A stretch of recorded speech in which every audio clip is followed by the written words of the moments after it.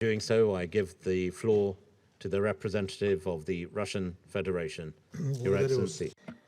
Thank you, Mr. President. We'd like to thank the head of the UN verification mission in Colombia, Carlos Massieu, for presenting the report of the Secretary General on the situation in the country and for his views. We welcome today the President of Colombia, Iván Duque. Your participation in today's meeting, Mr. President, is, of course, significant. It is perceived as wrapping up the work of your administration on implementing the peace process. We're convinced, Mr. President, that those taking the floor after us, members of the committee, will talk to you about a lot of nice words, and for various words will try to avoid the thorny issues that abound in the report of the Secretary General. However, in Russia, we speak the truth to our friends, and therefore today we are not going to gloss over the serious concerns we have as to the fate of the peace process in your country. Colombia is not just a normal country for the Security Council. At one point, the Council was a sort of guarantor of peace in your country, thus de facto putting its reputation on the line. Therefore, we are all very carefully following developments in the country. I won't hide the fact that our grounds for concern are increasing each year. Colombia, of course, does have its achievements in terms of having the final agreement on peace. But today we would like to focus on the problems with implementing it. I'll start with the fact that your administration has consistently avoided mentioning the final agreement on peace. Instead of it, you prefer to talk about the program Peace with Legality, or based on legality. This program is one that the Security Council did not approve, and it wasn't agreed to by the second party to the final agreement that you today have called former combatants. Even the very use of this term shows that genuine national reconciliation in your country, unfortunately, has still not been attained. Thus, the final agreement's plan for a root and branch transformation of Colombian society hasn't occurred. This situation, with 8 years since the final agreement was signed, risks undermining the very basis of the peace progress and destroys what the Colombian people moved towards so long and so painfully. We are basing our views not on subjective considerations, Mr. President. There are many grounds for such distressing conclusions in the report issued for this meeting by the Secretary General. The common thread running through it is concern at the pace of Colombian post-conflict settlement. The main problem remains the inability of the government to ensure the physical security of the participants of the peace process and community leaders. The challenge of filling the vacuum in state authorities in rural areas of the country is unresolved, as is implementing agrarian reform and the crop substitution program. It's clear that a decrease in the level of violence and ensuring security of the participants of the peace process is a key factor in achieving lasting peace. However, it's precisely regarding these issues that there are significant failings.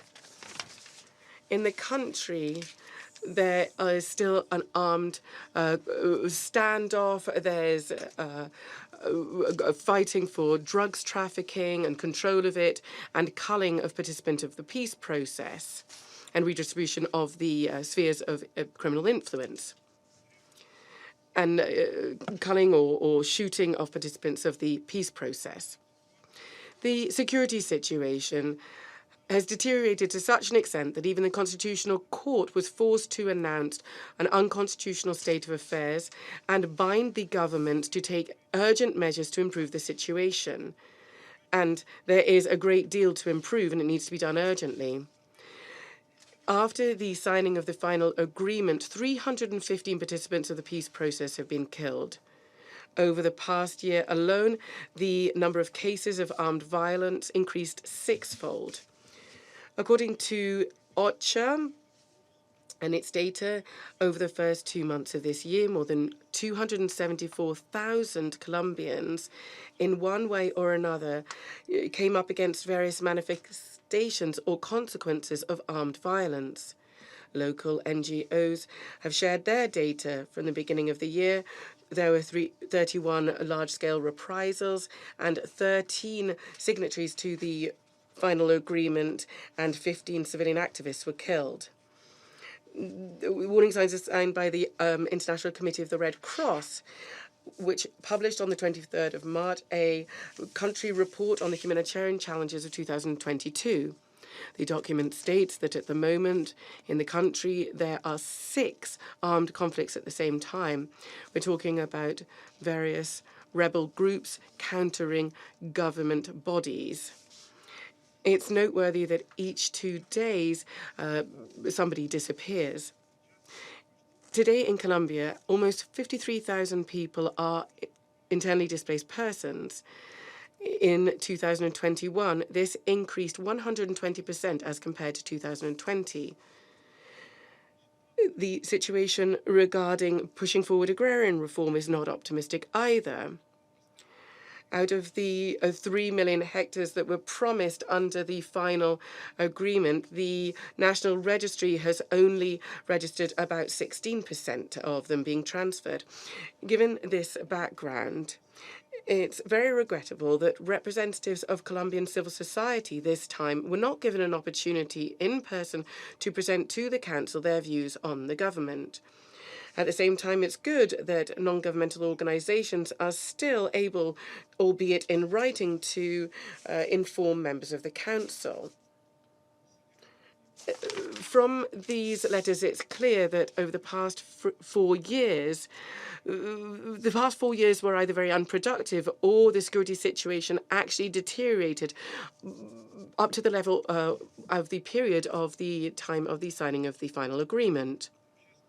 Civil society all agree that the program, Peace Based on Legality, is just a game. It is not about implementing the peace agreement.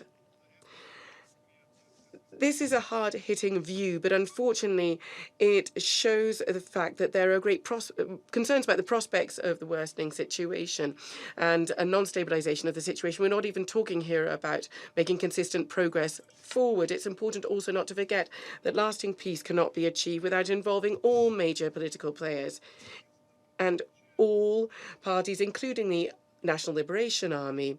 However difficult the mutual disagreements were, dialogue alone without preconditions can lead to mutual understanding. Along these lines, an undoubtedly positive role can be played by unilateral ceasefires, including during the electoral process.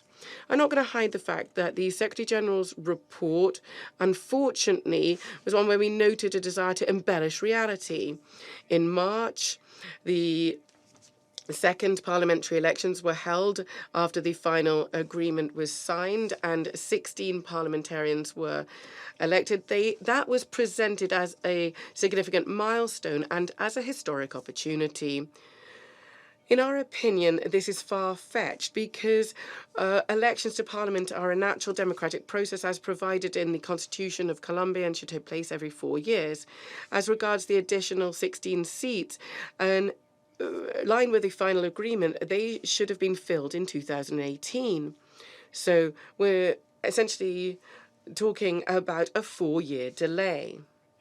In the context of the forthcoming election by the Colombian people, I'd like to express hope that the top priority for the future administration of Colombia will be precisely a scrupulous compliance with commitments under the final agreement, if once again the policy of substituting understandings prevail, then Colombia in the near future might feel the worst possible impact of such a policy. We would all really like that your country, Mr. President, we'd very much like your countries, sir, to be able to avoid this. Russia, as a permanent member of the Security Council, continues to lend its support to the Colombian peace process to ensure it be lasting and irreversible. Something which is critically important for this is the responsible work of the UN verification mission in Colombia under the leadership of the SRSG. And it's demonstrated this, and we would like to continue to bank on this in the future. Thank you very much. I thank the representative of the Russian Federation for their statement.